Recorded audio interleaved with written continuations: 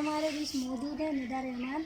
निदा रहमान जो है वो एक पत्रकार है, ब्लॉगर्स हैं और साथ ही साथ वो कविताएं लिखती है और समाज के जन आंदोलनों में वो अपनी ज़्यादा से ज़्यादा हिस्सेदारी भी देती हैं। आज उनसे बातचीत करने वाले हैं कि वो उनकी काम की शुरुआत कैसे हुई और वो किस तरह का अपना आगे का देख रही हैं। तो निदा रहमान, आपका बहुत बहुत स्वागत है संविधान लाइव में। तो आपका जो पहला शुरुआत जो हुई बचपन में, आपकी शुरुआत कैसी हुई वो और आपकी शुरुआती पढ़ाई, उसके बारे में जानना चाहेंगे। शुरुआती प्राइमरी एजुकेशन की बात करें तो वो छतरपुर से 17 किलोमीटर दूर गांव है। तो पापा टीचर हैं रहे, तो हम लोग सारा जो फैमिली है वो गांव में रहती थी। तो वहाँ से 8th करा, उसके बाद फिर हम लोग पढ़ाई जो हुई है छतरपुर में हुई, गर्ल्स स्कूल है, और ग्रेजुएशन भी यहीं से हुआ है। उसके बाद जो मास्टर्स है वो जर्नलिज्म में, वो भोपाल से किया है। आपका बचपन कैसे बीता? ये तो पढ़ाई था, क्या आपने बताया क्या? बचपन हम 4 बहनें हैं, मैं सबसे छोटी हूँ। तो जो गांव का बचपन होता है, जो अब शायद बहुत लोगों को बहुत अजीब सा लगता है, तो हम खेत में जाना या जैसे भी हैं, बहनें 3 बड़ी रही हैं, तो हम मुझे कोई ऐसी कोई दिक्कत परेशानी नहीं हुई। माँ ने ज़रूर बहुत स्ट्रगल करा है और वो शायद अब तक भी करती रहती हैं। तो उनको मेरे बचपन में एकदम घूमना फिरना खेलना कूदना, और बचपन में सबसे ज़्यादा मैं रही पापा के करीब। और अब शायद जब घर से निकले तो वो चेंज आया कि हम माँ के ज़्यादा करीब आए। तो आपके परिवार में कितने लोग हैं, आपका परिवार? हम परिवार में हम 4 बहनें हैं, और पापा टीचर हैं, अम्मा हाउसवाइफ रही हैं। तो माँ जो है 1970 में उन्होंने ग्रेजुएशन किया था। नाना की फैमिली, वो दरोगा थे नाना हमारी।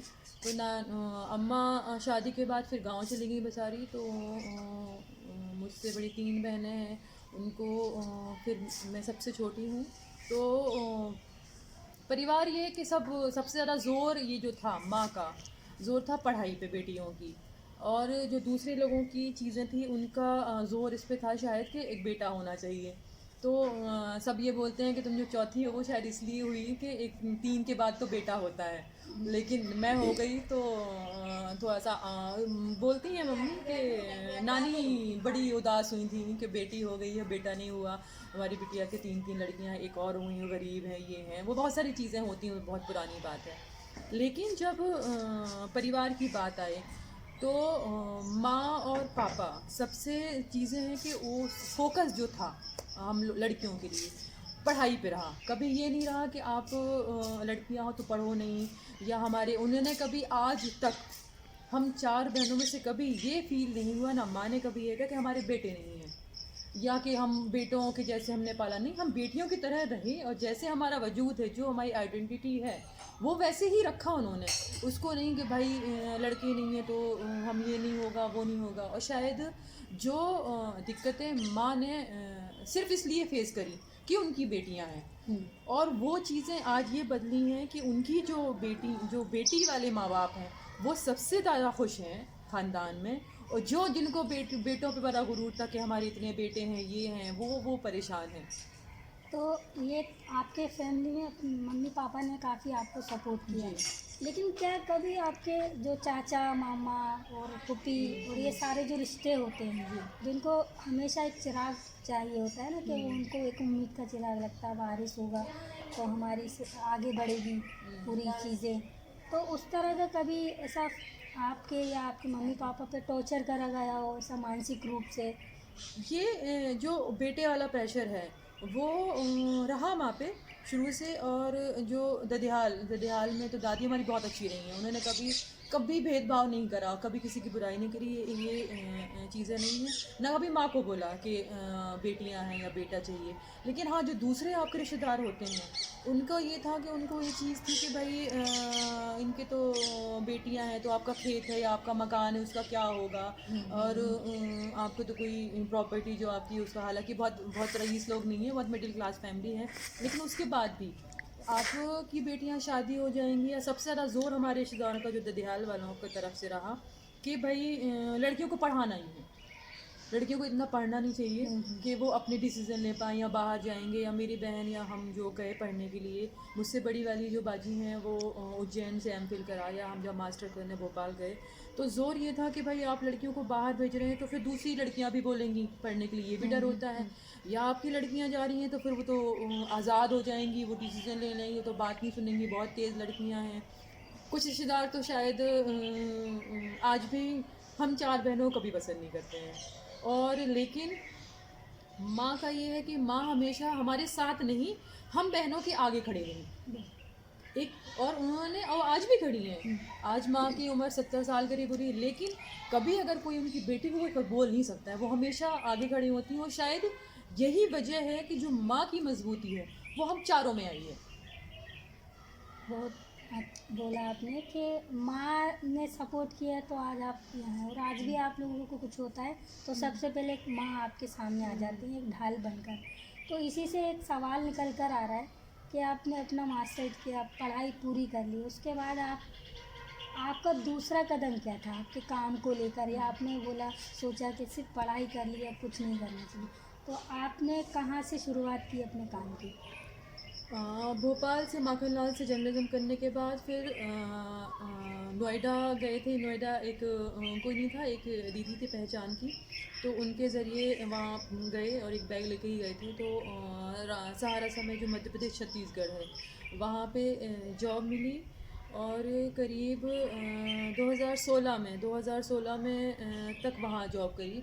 जब मैं रिज़ाइन किया तो असिस्टेंट प्रोड्यूसर थे, और सारी चीज़ें ठीक थी, लेकिन एक तो बेटा हुआ था मेरा, और तो मैटरनिटी लीव पे, और कुछ सहारा की चीज़ें भी कुछ ख़राब चल रही थी। तो मुझे लगता है कि आप गलत को बर्दाश्त हर कोई नहीं कर पाता, मुझसे नहीं बर्दाश्त हुआ, तो बेहतर है कि आप छोड़ दो चीज़ें। तो उसके बारे में थोड़ा और बता पाएंगे कि क्या हाँ, ऐसी चीज़ थी जो आपने 2016 में छोड़ने का डिसीज़न आपने लिया? ये था कि चीज़ें सहारा की चीज़ें 2000 आई थिंक 12-13 से ख़राब हो गई थी, जब वो सेबी और सहारा का डिस्प्यूट हुआ था, और जो सहारा के मालिक हैं उनको अरेस्ट कर लिया था सुप्रीम कोर्ट से, जो मामला चल रहा था। तो वहाँ से हम लोगों की जो सैलरीज थी या जो कुछ भी है वो उनमें प्रॉब्लम आनी शुरू हुई थी, हम लोग की सैलरीज नहीं आ रही थी। और होते होते होते हम किसी से बात करें तो कभी 15 दिन की सैलरी आ रही है, कभी 1 महीने की बहुत दे रही है, या डिडक्ट करके आपने दे दी। जब कोई विरोध करे हैं कि कोई 25 तारीख को आ रही है, पहले सैलरी हमेशा 1 को आती थी, लेकिन चीज़ें बदलती हुई। और बॉसेस बोल रहे हैं कि चलो आ जाएगा, ये करेंगे वो करेंगे, लेकिन हालात धीरे धीरे करके ये हुआ कि करीब 9 महीने की सैलरी पेंडिंग हो गई थी हमारी। और हालात इतने बिगड़ गए थे कि हमारे साथ वाले, हम तो ये है कि एक परिवार के 2 लोग हैं, उसमें एक कमाने वाला है तो एक चलो ठीक है कोई बात नहीं, वो झेल जाएगा फैमिली। लेकिन अगर परिवार में एक ही सदस्य कमाने वाला है, उसकी भी सैलरी अगर 9 महीने नहीं आती है, तो हम लोग मिडिल क्लास हैं। और अगर आप मेट्रो सिटी में रहे तो खर्चे इतने होते, ईएमआई पे ज़िंदगी चल रही होती है वहाँ पे लोगों की, और 9 महीने अगर नहीं आती है तो हुआ ये कि लोगों के बच्चों के नाम कट गए, उनके पास बच्चों को खिलाने के पैसे नहीं बचे, उनके बीमारी का इलाज नहीं हुआ, किसी को अटैक आया, कुछ हुआ, तो वो चीज़ें देख के आपको बहुत बेचैनी होती है। और जब हम हक की बात करें कि भाई हम स्ट्राइक पे बैठे, उस टाइम मैं प्रेग्नेंट थी, लेकिन ठीक है क्योंकि लड़ना है, हमको करनी है चीज़ें, तो बहुत लेबर कोर्ट हुआ, ये बहुत सारी चीज़ें हुई, लेकिन कहीं कोई सुनवाई नहीं हुई। उन्होंने बोला कि इतने केस चल रहे हैं, सारा पे एक और केस चल जाएगा, क्या फ़र्क पड़ता है, आप लोग लड़ते रहो, केस लड़ना नहीं है। तो काफ़ी स्ट्राइक के सबके बाद उन्होंने एक ऑफ़र निकाला लेबर कोर्ट के थ्रू कि आप जिनको जाना है, सेल्फ एग्जिट वाला प्लान था, जिसको जाना है हम उसका 10 दिन के 15 दिन के 9 महीने का पूरा सैलरी पे कर देंगे और आप जाए। उसमें कोई मुआवजा नहीं था, आपका कोई भी चीज़ नहीं थी। तो जिसको था जाना था उसमें हम आ गए, क्योंकि हमको बर्दाश्त नहीं था कि हम गलत के साथ दें। हम कम से कम, मैं सिर्फ इसलिए नहीं कर सकती थी कि मेरे को प्रॉब्लम नहीं है, प्रॉब्लम हमें ये थी कि हम ठीक है लेकिन बगल वाला भी तो परेशान है, उसके लिए तो कम से कम बोलना पड़ेगा। शायद यही वजह थी नौकरी छोड़ने की। क्या क्योंकि आप बता रहे हैं सहारा समय में आपने काफ़ी टाइम काम किया, महिला पुरुष दोनों उधर काम करते थे, तो क्या आपको कभी ऐसी चीज़ फेस करने को मिली कि जहाँ पर पुरुषों का ज़्यादा हो ओहदा हो, जहाँ पर महिलाओं के पास पूरी चीज़ें हैं, उनका समझ है, उनके पास कौशल है, वो सारी चीज़ें, और जो चीज़ उन्हें मिलना चाहिए उसकी वो हकदार वहाँ नहीं बन पाई। ये मुझे लगता है हर जगह होता है। आप चाहे मीडिया में जाएं या कहीं और भी जगह जाएं, भेदभाव एक दिमाग में, लोगों के दिमाग में है कि एक तो ये कि औरतें ऑर्डर नहीं दें आदमियों को। दूसरा ये दिमाग में जनरली ये समझ आया है कि औरतें अच्छी बॉस नहीं होती। तो हम लोग जब काम कर रहे थे, बहुत सीनियर थे, बहुत साल काम करने के बाद लड़कियों को वहाँ आप ये बोलो कि रन डाउन में बैठना है या आपको शिफ्ट इंचार्ज बनाना है, तो वो नहीं चीज़ें। कोई नया बंदा आके जिसको शुद्ध हिंदी जितनी नहीं आती है, जिसको कोई चीज़ नहीं करनी है, वो रन डाउन पे बैठ जाएगा या वो शिफ्ट इंचार्ज बन जाएगा। लेकिन जिसमें कैपेबिलिटी है, जो चीज़ें बेहतर कर सकता है, लेकिन उनको बॉसेस को भी ये पता होता है कि लड़कियां बहुत तेज़ी से जल्दी काम करती हैं। अगर उनको जल्दी काम करवाना है, बेहतर काम करवाना है, तो आपको काम करने के लिए रखा जाए। आप कुर्सी पे बैठ के ऑर्डर नहीं देंगे। अगर कोई एक लड़की कुर्सी पे बैठ गई तो वो काम जो करेगी वो आदमी नहीं, वैसे लड़के नहीं करेंगे। ये चीज़ें थी। और जब हम काम करते तो हमको हर तरह के काम सिखाए, सिर्फ लिखना नहीं। हम स्क्रिप्ट राइटर थे वहाँ पे, लेकिन आपको स्क्रिप्टिंग भी करनी, आपको एडिटिंग भी आपको आ जाएगी। आप रील पे MCR में भी जा सकते हैं, आप PCR में जा सकते हैं, आप टिकट पे, मतलब ऑल इन वन। तो हम लोग वहाँ पे एक तरह से स्टक नहीं हो गए थे। और तो जब बॉस की बात आएगी या आपको पावर देने की आएगी, तो उसमें नहीं आती, जो कहीं ना कहीं आपको डीमोरलाइज करता है। एप्रिसिएशन नहीं मिलेगा आपको। कोई अगर दूसरा मेल कुछ थोड़ा सा भी कुछ काम करता है तो उसको तो बॉस आके यूं पीठ थपथपा देगा, अरे वाह बहुत अच्छा काम किया। लेकिन लड़कियों को कभी आप तारीफ करके बहुत रेयर होगा सुनेंगे। तो ये चीज़ें हैं, झेलते हैं, होती हैं, हर जगह होती है मुझे लगता है। ये तो है कि महिला कितनी भी सशक्त क्यों ना हो, लेकिन ऑर्डर देने वाली स्थिति में वो नहीं आ सकती, ना वो पुरुष से आगे जा सकती। कहीं पर भी आपने बोला, किसी भी जगह पर होगा, ये तो आपने बताया। लेकिन आपने जब ये सारी चीज़ें होने के बाद आपने भेदभाव, क्योंकि आप अभिव्यक्ति करने की आज़ादी सबको है और आपको लगा कि यहाँ पर गलत हो रहा है, तो आपने उस काम को छोड़ा और आपने कोशिश भी करी कि वो सारी चीज़ें करनी। वो काम छोड़ने के बाद आपकी ज़िंदगी में क्या कोई ऐसा स्ट्रगल आया, क्योंकि ये आपने एकदम से वो काम छोड़ दिया? मैंने 12-13 साल करीब काम किया और उसके बाद छोड़ा, क्योंकि एक तो बेटा छोटा था। तो उसको ये कहने में चीज़ें अच्छी लगती हैं कि आप मैटरनिटी लीव पे हो, मतलब आप मातृत्व का सुख लो, ठीक है, ये कहने में बहुत अच्छा लगता है और लेते भी हैं। लेकिन जब आपकी ज़िंदगी बिल्कुल यू टर्न लेती है, एक आप काम कर रहे हो, ऑफिस जा रहे हो, सारी चीज़ें करनी है, फिर आप सिर्फ घर में हैं, एक बच्चा है या अकेले हो, जॉइंट फैमिली भी नहीं है, सिंगल पेरेंट्स को ऐसे बहुत दिक्कत आती है। तो वो हर कोई वो चीज़ एंजॉय नहीं कर पाता, कभी कभी बहुत फ्रस्ट्रेशन आता है। और ये जो साइकोलॉजिकल चेंज है वो बहुत कम लोग समझते हैं कि आप अपनी जो आपकी चीज़ें हैं वो बिल्कुल ज़ीरो हो जाती हैं। और ये समाज का, ये परिवार का भी ये है कि आप माँ बन गई तो एज अ औरत आपकी आइडेंटिटी ख़त्म हो गई। और जब अपने लिए आप सोचती हो, करती हो, तो आप बच्चे का हक मान लेती हो। बच्चे का टाइम है, यहाँ बैठ के मैं बात कर रही हूँ तो मेरा बच्चा अकेला वहाँ पे, तो यार कैसी माँ है, देखो वहाँ ये काम कर रही है और वो आपका बेटा अकेला है। तो वो चीज़ें हैं। इसलिए जॉब छोड़ने के बाद मैंने ऐसा काम शुरू रखा, बतौर फ्रीलांसर भी काम शुरू करा। वेबसाइट में काम शुरू किया, क्योंकि मुझे वेबसाइट का तजुर्बा नहीं था, मुझे नहीं मालूम था कैसे काम होता है। तो जब मेरा बेटा सोता था, 1 साल का था, दोपहर में सोई तो मैं दोपहर में काम करती थी, रात को 10 बजे सोई तो मैं 10 से 2 बजे तक काम करती थी। तो उसमें किसी का कुछ नहीं रहा था, मैं परेशान भी हो रही थी, लेकिन और मुझे करना था, मुझे चीज़ें बचा के रखनी थी अपनी। उसी बचाने की कोशिश में ये लिखना हुआ, चाहे वो सोशल मीडिया पे हो, एक्टिव होना। उसके बाद ज़्यादा एक्टिव हुए जब हम न्यूज़ चैनल में काम कर रहे थे, तो बहुत ज़्यादा हमारी पहचान नहीं थी, क्योंकि हमको कोई नहीं जानता है। आप न्यूज़ चैनल में आप बोलो किसी से कि हम न्यूज़ चैनल में हैं, सबसे पहले ये पूछेगा अच्छा दिखी तो कभी नहीं। तो फेस न्यूज़ दिखना फेस ज़रूरी है। न्यूज़ चैनल का मतलब ये है कि दिखना। दिखो, या तो एंकर या तो रिपोर्टर, तीसरा कोई रोल है ही नहीं, जबकि उसके पीछे दसियों चीज़ें होती हैं, वो चीज़ें हैं। हाँ, निदा आपने बताया कि आपने कैसे परिस्थितियों का सामना करा, साथ ही साथ फिर आप लिखने लगे, सोशल मीडिया पर बहुत ज़्यादा एक्टिव हो गए और अभी भी हैं आप।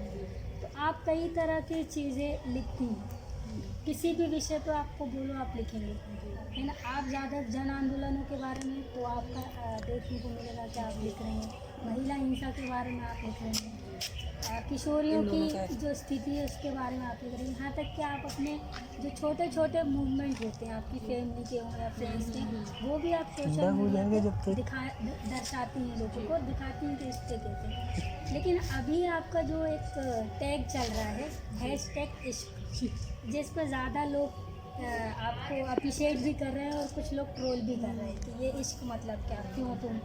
तो उस इश्क के बारे में आपसे जानना चाहेंगे कि क्यों आप, क्योंकि आप एक वहाँ से निकल कर आए, एक न्यूज़ चैनल से निकल कर आए, फिर आपने इतने साल काम किया, वो सारी चीज़ें वो आप मुद्देबाज़ लिखती थी, लेकिन आपको उस टाइम पे इश्क जैसे विषयों पे आपने कभी लिखा नहीं हुआ, लेकिन एकदम वो निदा जो वहाँ थी और अब इश्क के बारे में लोगों को बता रही हैं, लिख रही हैं, हैशटैग उनका नाम चल रहा है निदा खान हैशटैग इश्क।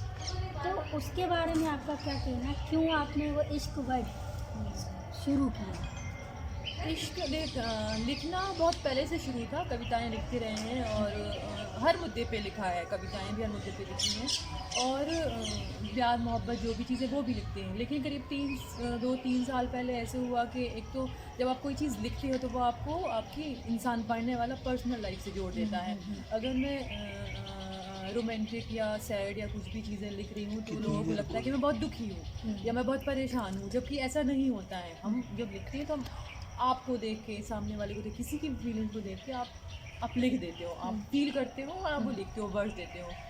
मेरे साथ ये था, जब मैं पहले लिखती थी लोग कहते थे कि अरे तुम क्यों लिख रही हो, अच्छा ब्रेकअप हो गया होगा, परेशान हो, फिर शादी हुई तो अब तो लिखना बंद कर दोगी, अब तो शादी हो गई है तब भी लिखना नहीं शुरू करा, फिर बेटा हुआ तब तो माँ बन गई हो तो लिखना बंद कर दोगी, तब भी बंद नहीं किया। फिर होते होते 2-3 साल ये हुआ कि लिखा, कविताएं लिखने, और उसको मैंने पता नहीं इत्तेफाक से हैशटैग इश्क दे दिया ऊपर।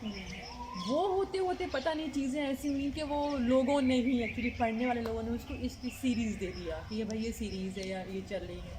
तो मैंने नहीं बनाया एक्सपर्ट खुद को, लोगों ने बना दिया और लोग ये समझने लगे कि मैं शायद बहुत संजीदा तरीके से चीज़ों को समझती हूँ, या रिश्तों को, आप चाहे भाई बहन का रिश्ता हो या दोस्त का हो, पति पत्नी, किसी का भी चीज़ें हो, तो वो संजीदगी वाली बात है। इश्क, तो ये इश्क जो आपने बताया कि मैंने नहीं, लोगों ने मुझे एक्सपर्ट बनाया। कई बार यही होता है कि हमारी खूबियाँ जो है ना, कई लोग उस खूबियों को कमियों में भी पेश तब्दील करते हैं और खूबियों में भी।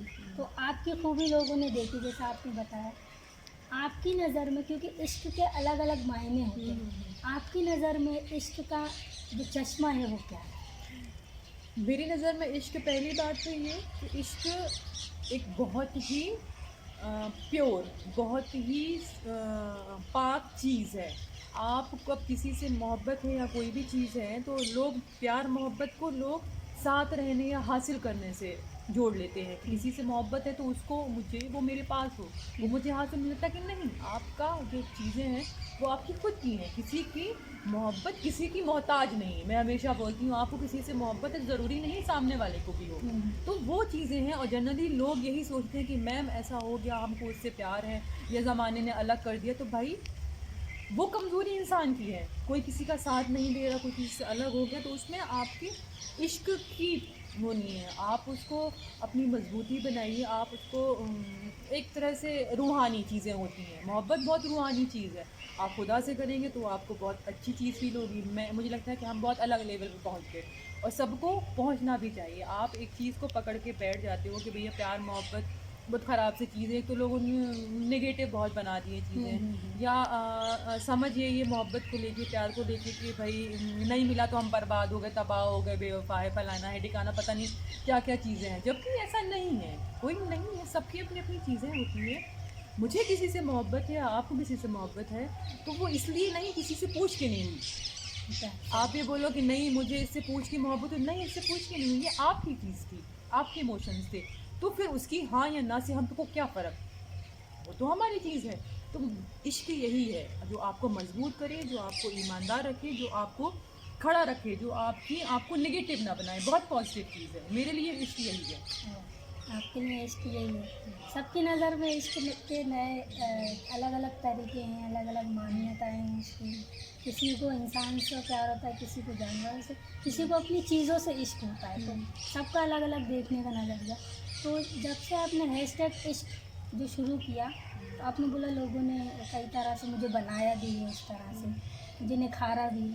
तो अब जब वो चीज़ हो गई, तो आपको किस तरह के लोग जो हैं बात करते हैं या फिर ट्रोल करते हैं या फिर कुछ आपसे बातचीत करने की कोशिश करते हैं, वो आप थोड़ा एक्चुअली ट्रोल तब ज़्यादा हुए जब मैंने मुस्लिम औरतों पे लिखा, जब हमने मुसलमानों की स्थिति पे लिखा, या जब हम सरकार की गलत नीतियों के खिलाफ लिखते हैं। लेकिन जब आप इश्क लिखते हो तो बहुत बहुत ये मेरे साथ बहुत कम हुआ कि किसी ने बहुत ज़्यादा ट्रोल किया हो। हाँ, लेकिन जो मुझे इश्क की आइडेंटिटी जो बनाई है वो लोगों ने ही बनाई है कि भाई ये हमको नहीं मालूम कि हम कब ये इश्क वाले एक्सपर्ट हो गए, ये नहीं मालूम था। मैं सिर्फ लिखती हूँ और लोगों ने कर दिया, सब अप्रिशिएट करते हैं कि हाँ सारी चीज़ें हैं। उसके बाद लेकिन बहुत से जो बहुत दोस्त हैं, एक दो लोगों का कहना ये है कि तुम इनडायरेक्टली ये कि आप पॉलिटिकली मत लिखो, क्योंकि पॉलिटिकल जब आप लिखते हो तो विवाद होते हैं।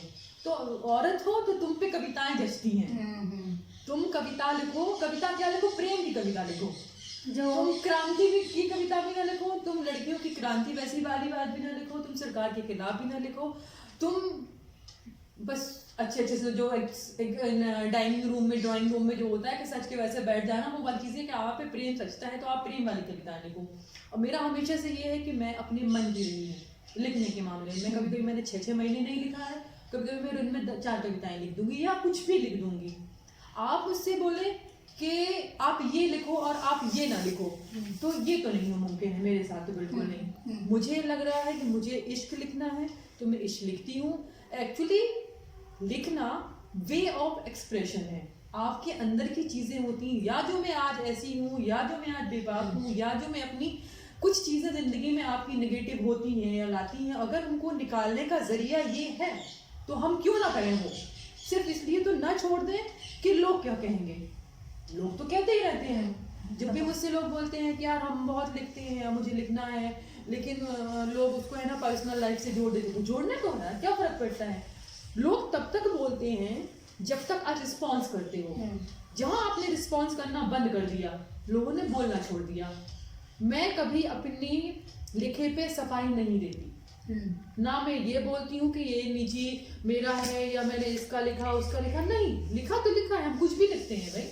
मुझे सड़क पर किसी का कोई परेशान दिखेगा मैं उसको भी लिख दूंगी, मुझे कोई 2 रिश्ते खराब मिलेंगे मैं उसका भी लिख दूंगी, या कोई प्रेम में उदास या परेशान तो मैं वो भी लिख दूंगी। मैं सब लिख सकती हूँ, और वो आप क्या समझते हैं वो आपकी प्रॉब्लम है, मेरी नहीं। ये तो आपने बोला कि ये सही है कि महिलाओं को प्रेम की चीज़ें ज़्यादा जचती हैं, क्योंकि लोगों ने बना रखा है कि वो बहुत ही इमोशनली होती हैं, उनके लिए ये सारी चीज़ें जो बोलते हैं ना कि एक जगह ही बैठी रहे, एक मूर्ति बनकर, वो लोग देखना चाहते हैं।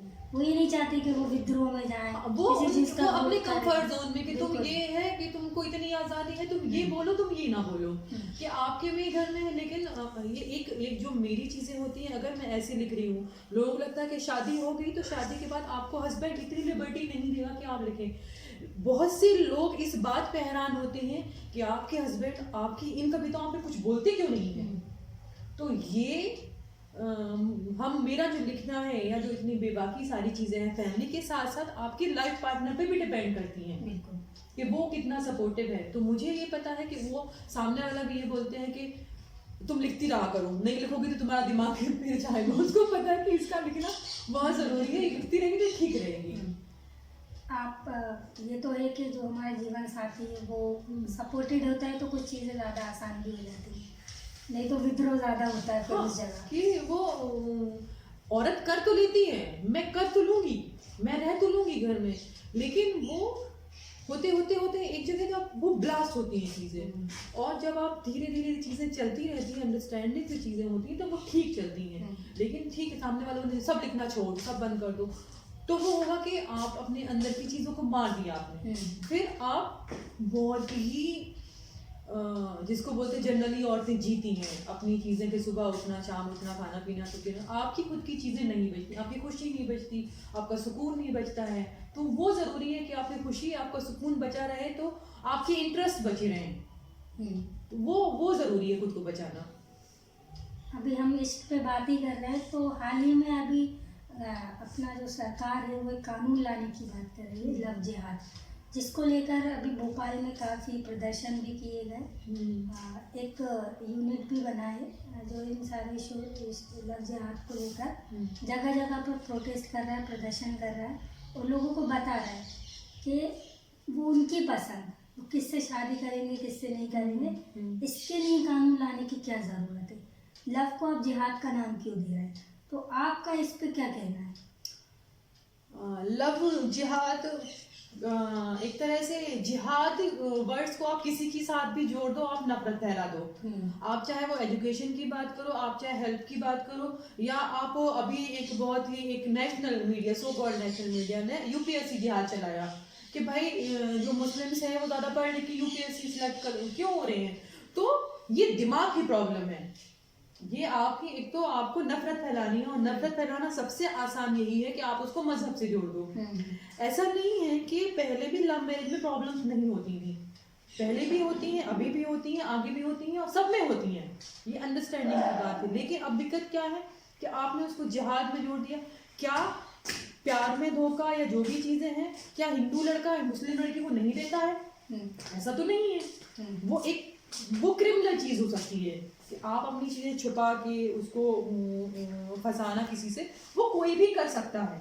लेकिन आप उसको बोलो कि ये सिर्फ लव जिहाद आपने बोल दिया, तो उसको ये चीज़ हो गई कि उससे आप पॉलिटिकली फ़ायदा ले सकते हो, लोगों को आसानी से डिवाइड कर सकते हो, पहली चीज़ तो। और जब आप बोलते हो कि कोई बालिग है, कोई 18 साल है या 21 साल का है, उसको आज़ादी है वोट डालने की, कल को आप बोल दो कि आप वोट भी ऐसे क्यों डालोगे। आप शादी अगर बोल रहे हो कि बालिग है, आपको राइट है शादी करने का, तो वो किससे करता है, फिर आप कैसे तय करोगे? तो फिर चीजें हैं, फिर आप काहे का लोकतंत्र कह रहे हो, काहे की संविधान की बातें कर रहे हो, आप तो सारी चीजें सब तोड़ डाल रहे हो, सारी चीजें। अभी यूपी में ये आया कि 4 महीने पहले शादी हुई लड़की की, हस्बैंड गए रजिस्टर कराने, बीच में आपका सो कॉल्ड संगठन आ गए और उन्होंने बोला कि तुम्हारे लिए है ऐसा वैसा, जो भी चीजें हैं। भाई 4 महीने शादी हो गई है, कोई भी है, वो सुकून से अपना जी रहे, तो आप कौन? और रही बात कन्वर्ट होने की, अगर हम दूसरे पॉइंट पे आए कि कोई हिंदू लड़की मुस्लिम लड़की से शादी करके मुस्लिम हो जाती है, तो क्या हिंदू लड़की मुस्लिम लड़की हिंदू लड़की से शादी करके हिंदू नहीं होती है?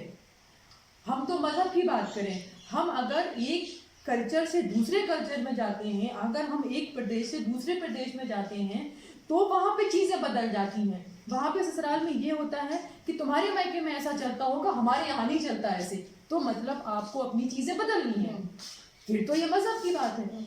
और अगर कोई ये आज़ादी आपको दे रहा है कि ये चाहे वो ससुराल की आइडेंटिटी आपको लेनी ही होती है। मेरे ही पहचान में हिंदू लड़के से शादी हुई, उन्होंने पूरा कल्चर आपका एक्सेप्ट करा, उन्होंने मांग भरती है, सब करती है, सारी चीज़ें करती है, तो उसको क्या कहा जाए? लेकिन वो खुश है, कोई दिक्कत नहीं है।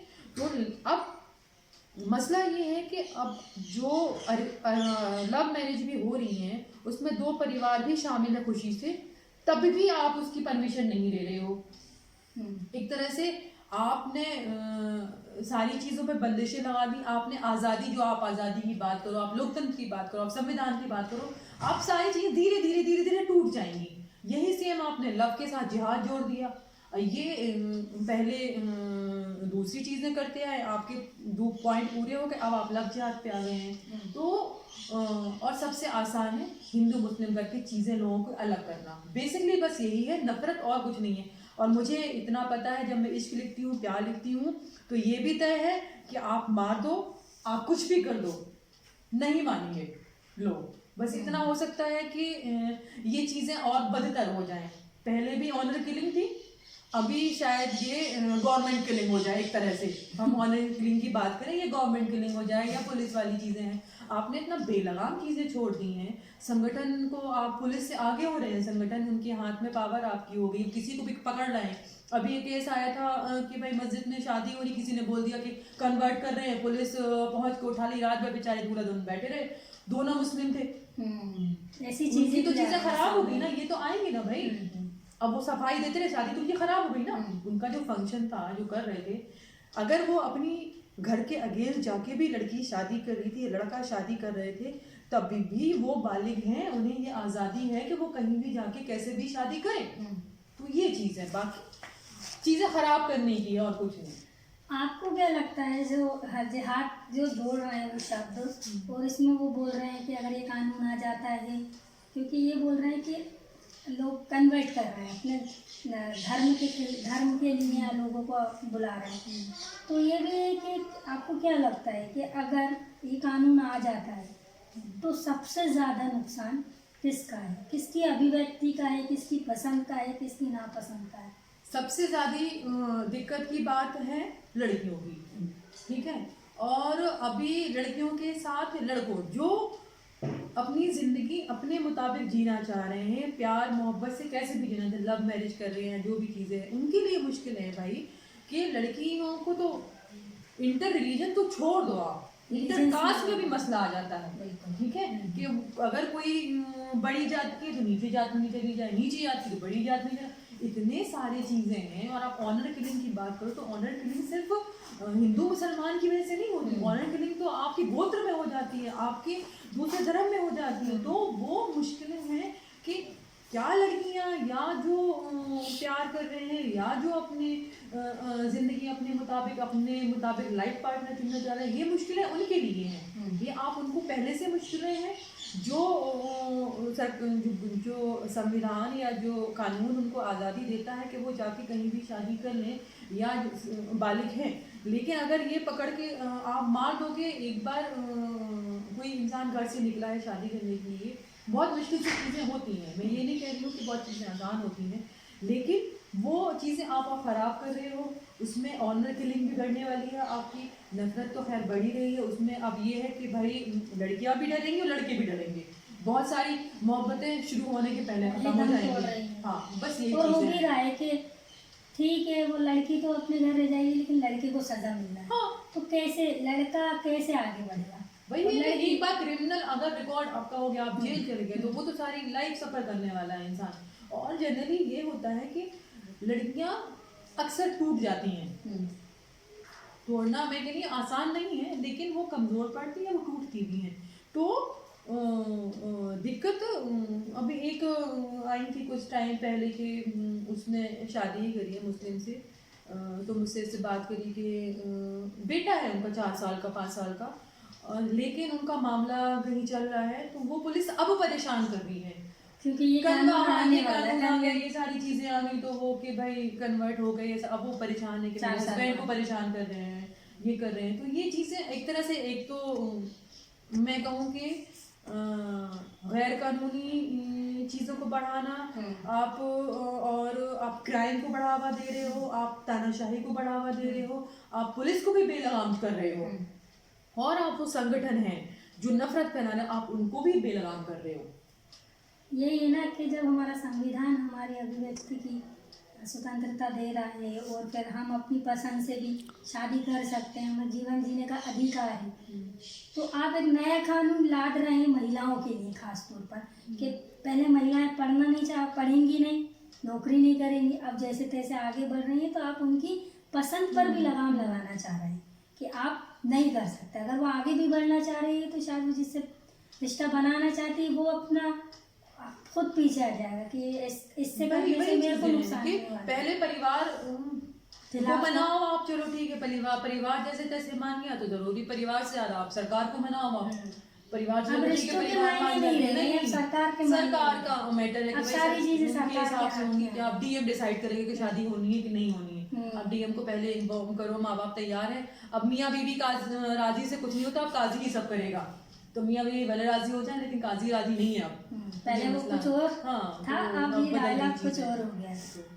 हाँ, तो ये थी निदा रहमान, जिन्होंने बहुत ही कम समय में अपनी बहुत खूबसूरती से बातें बताने की कोशिश की कि अगर एक लड़की है, लड़की होने के नाते हम अगर स्ट्रगल कर रहे हैं या आगे बढ़ना चाह रहे हैं, तो कैसे लोग या हमारा समाज या हमारी संस्कृति या हमारा धर्म उसको पीछे ले जाने की कोशिश करता है, लेकिन उसके बाद भी ये लड़ रही हैं और आगे बढ़ रही हैं, और एक नई कवित्री और एक लेखक के रूप में जो उभर कर आएंगे। इन्होंने हैशटैग जो इश्क था उसके बारे में भी बता दिया कि हैशटैग क्या, इश्क मतलब क्या, और अभी जो लव जिहाद के नाम पर जो कानून आ रहा है उन पर इनका क्या कहना था। तो ये बातचीत हम यहीं से निदा जी, आपको बहुत बहुत शुक्रिया कि आपने इतना कीमती वक्त हमें दिया और बहुत कम समय में आपने इतनी सारी चीज़ें हमें बताई। और हम कोशिश करें हम सब मिलकर कि हम इस चीज़ों में ना पड़े कि धर्म जाति, और हम सारी इन चीज़ों से दूर रहकर इंसानियत के। सबसे ज़रूरी है इंसान बनना, वही आजकल नहीं बचे हैं लोग, बहुत रेयर है ढूंढ जाए आपको इंसान मिल जाए। जिंदाबाद।